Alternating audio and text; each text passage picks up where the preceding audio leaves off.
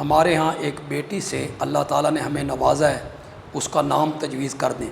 آپ اس کا نام رکھیں امامہ۔ امام جس طرح نہیں ہوتا امام، امامہ آگے بڑھنے والی۔ یہ میرے نبی کی نواسی ہے، حضرت زینب کی بیٹی ہے۔ زینب آپ کی بڑی بیٹی ہیں، یہ ان کی بیٹی ہے امامہ۔ بخاری میں آتا ہے، بخاری میں یہ روایت بخاری میں کہ نبی پاک نماز پڑھتے تھے تو امامہ کو اپنے کاندھے پہ اٹھا لیتے تھے، اور جب رکوع کرتے تھے تو اسے نیچے اتار دیتے تھے۔ غالباً نفلی نماز ہوگی، گھر میں جو نماز پڑھ جاتے نفلی۔ پھر آپ سجدہ کرتے، دوسرا سجدہ کرتے ہوئے جب آپ دوسری رکعت کی طرف اٹھتے تھے پھر امامہ کو اٹھا کے اپنے کاندھوں پہ بٹھا لیا، یہ اپنی اس نواسی کو۔ ایک دفعہ مال غنیمت میں ہار آ گئے، ایک ہار بہت خوبصورت تھا۔ صحابہ نے پوچھا یا رسول اللہ یہ کس کو ملے گا؟ آپ نے فرمایا جس کے ساتھ مجھے سب سے زیادہ محبت ہوگی۔ صحابہ نے کھسر پھسر شروع کی کہ یہ ہار تو حضرت عائشہ کی طرف گیا۔ صحابہ سمجھتے تھے کہ سب سے زیادہ محبت نبی پاک کو کس سے ہے؟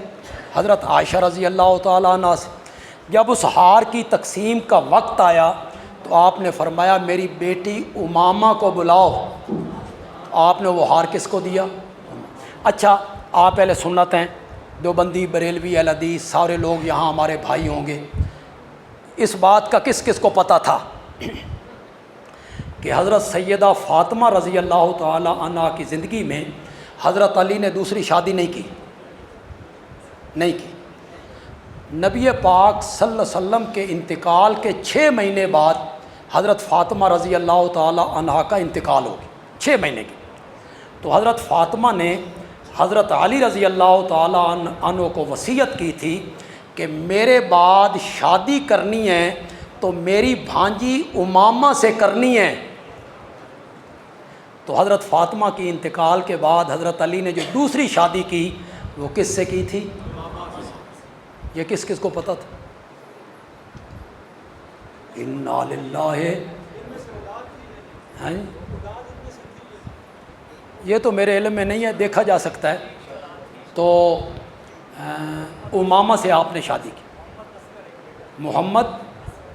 محمد ان سے بھی ایک بیٹا تھا جی، یہ ہمارے مرزا صاحب کہہ رہے ہیں جی۔